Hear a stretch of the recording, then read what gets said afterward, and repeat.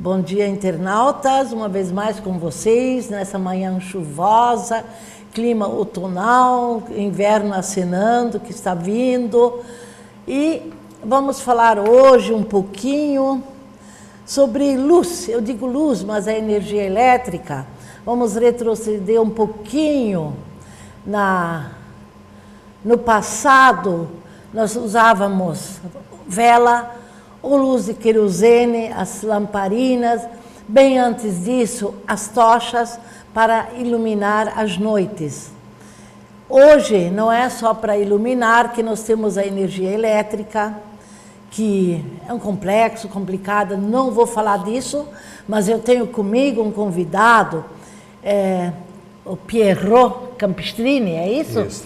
Ele está conosco, ele vai nos falar da energia elétrica, que cada vez mais ela evolui e moderniza, já temos os meios, não é mais só gerada por água, energia da água, né? Mas tudo isso eu também não sei, vou aprender aqui hoje com o Piero, aprender junto com vocês. Piero, então, seus cumprimentos aqui. Um bom dia aos ouvintes, todo o nosso Médio Vale. Beth, gostaria de te agradecer a oportunidade, dar um bom dia mais uma vez, em especial bom dia. Você, a equipe gente toda. Agradece que você veio aqui para ilustrar e enriquecer o nosso programa. Então, Beth, o que eu tenho a colocar aqui, a gente nunca domina um assunto. A gente vai aprendendo ao passar dos dias e eu digo que a gente só para de aprender o dia em que a gente não está mais entre os vivos. Mas eu vou colocar um pouco da minha experiência, um pouco do meu conhecimento na área do setor elétrico. Isso. Né? Antigamente, a história do setor elétrico no Brasil começou de uma forma muito simples, como tudo na vida, né? E começou com empresas privadas explorando e distribuindo a energia através das linhas de distribuição. Com o passar do tempo, o modelo ficou ultrapassado e o poder privado não conseguia abastecer o mercado. Iniciou-se então uma era estatal. A era estatal que teve como grande ápice a Itaipu. Né? A Itaipu, a Eletrobras, as linhas de distribuição concentradas, a geração de energia concentrada em Itaipu, em grandes modelos energéticos e em térmicas. Né? Mas, mais uma vez, como mostra a história é cíclica, né?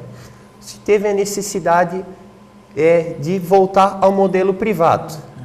E aí veio com Fernando Henrique Cardoso, em 1998, a necessidade de privatizar o setor elétrico, onde o governo passa a terceirizar, a explorar todos os potenciais de geração de energia elétrica, hídrico, eólico, térmico e biomassa. Então ele criou em 98 a ANEEL, Agência Nacional de Energia Elétrica, que tem como objetivo regulamentar e fiscalizar o poder privado e poder privado e misto. Então, com isso, a partir de 98, criou-se a ANEEL.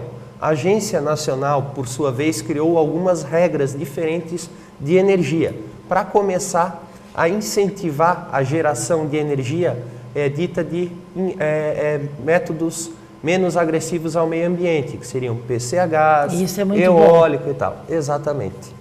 Né? Então, especificamente dentro dessa área, que seriam pequenas centrais hidrelétricas, como o exemplo de Benedito Novo, com rios de pequeno, médio porte, em que eu trabalho especificamente, Beth.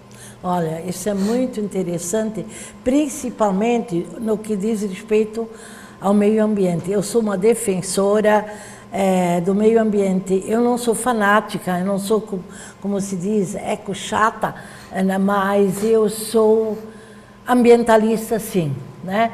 Eu acho que nós devemos preservar, é lógico, não impedir o progresso, mas o progresso é conduzir assim, como você aqui falou, em harmonia com o meio ambiente. Isso eu acho muito importante.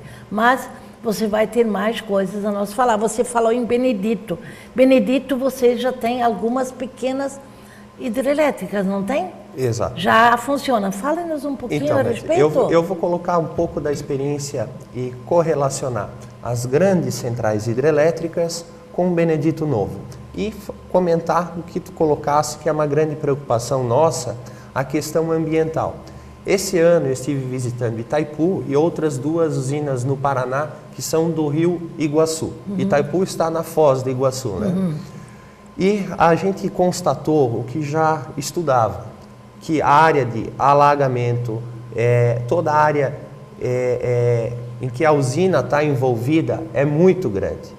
Então, por que é que o governo federal criou essa pequena central hidrelétrica e por que a gente é favorável? E eu defendo dizendo que a pequena central hidrelétrica ela é muito menos agressiva com o meio ambiente do que essas centrais grandes. Ela tem algumas regras para ser uma pequena central hidrelétrica. Eu não posso inundar uma cidade. Tá? Existe um pequeno barramento de água. Como Itá, lá que aconteceu, sumiu uma cidade inteira também, aqui em Santa Catarina. Exatamente. Né? Tá? Então, ela não se encaixa dentro desse grupo. Da mesma forma, eu não posso derrubar, tem uma quantidade X de árvores que eu possa derrubar. E assim por diante. Então, eu defendo a construção de várias pequenas centrais hidrelétricas. Tá? Eu vou fazer o rio ele tem um perfil, ele vai decaindo. Numa central grande, se faz uma barragem grande e é inundado. Então, o que estiver ao redor é inundado da mesma forma. Na pequena central hidrelétrica, você vai fazendo pequenos barramentos e vai fazendo em série, uma atrás da outra. Escada. Tipo escada, exatamente. Isso faz com que aos redores, à esquerda, à direita, não haja esse alagamento. Por outro lado, tu tens um reservatório menor de água, é chamado de fio d'água. Então o governo criou um mercado específico para consumir dessa pequena central hidrelétrica. Né? Anterior a 98, a toda essa revolução, podia-se comprar apenas do que hoje é chamado mercado cativo. O mercado cativo são as distribuidoras. Aqui em Santa Catarina, na maior parte, quase que na totalidade, é a Celesc. E existem as cooperativas de distribuição, que eu vou entrar daqui a pouco.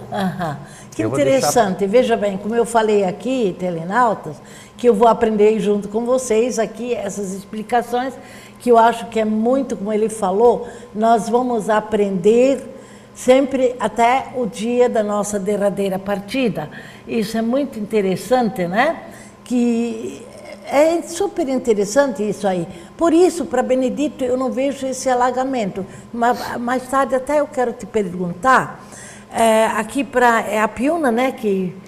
A Piúna, lá também não tem essa grande, grande represamento de água, né? Ou tem? Então, a Piúna, nós temos a Salto Pilão, né, que é um projeto que já é da outra parte de energia, que são das usinas maiores. Mas Salto Pilão é uma exceção. Salto Pilão teve uma resistência, eu acho que muito saudável, da parte ambiental. O município soube se colocar muito bem com a Salto Pilão. Exatamente. E o projeto Salto Pilão é um projeto muito interessante na questão de engenharia. Né? A Salto Pilão ela é toda na rocha, né? A casa de máquina, as subestações. Então ela tem... Ainda quero conhecer, não conheço, mas extremamente né? Interessante. É uma usina grande com as características quase que de uma PCH. Então ela gera uma quantidade de energia significante com degradação relativamente baixa ao meio ambiente. Extremamente interessante. E aos redores da Salto Pilão já começa a surgir projetos de PCHs também. Também? Então, o que acontece hoje os rios eles estão sendo gerenciados e qualquer 1 metro de desnível hoje ele não é mais abandonado, é estudado, é investido, é feito estudo de viabilidade. Que maravilha a água, né? Água. Que maravilha a água, né? Ouro, pedras preciosas, mas a água ainda tem mais valor, né? Você analisa assim, às vezes pega uma água, um copo de água, assim. A gente não se apercebe no dia a dia o quão necessário, o quão importante, o quão precioso é uma água, né? A água é muito importante. Tá? Né? Mas, então, eu te interrompi, Imagina. né? Vamos falar um pouquinho mais sobre as pequenas represas lá em Benedito. Eles não vão alagar mais lá, então, né? Vai ficar o aproveitamento do desnível do rio em natura, assim. Exatamente. Como a senhora colocou, em escadinha, né? Esse é o projeto. Ai, que bom isso. Benedito Que Novo. bom para a natureza e para nós todos, porque nós fizemos parte dessa natureza, né? Exatamente. Mas eu estou vendo, o tempo está correndo, nós estamos indo para... Terminando o primeiro bloco, vamos voltar daqui a pouquinho, né? Ok, obrigado. Com mais... Tem uma coisa, você trouxe foto, eu vi antes ali no... Não, você jogou um... Pois é. Mas nós vamos ver a tua explicação, que está sendo muito boa, Ok. né? E daqui a pouco voltamos. Até já para vocês. A prioridade na saúde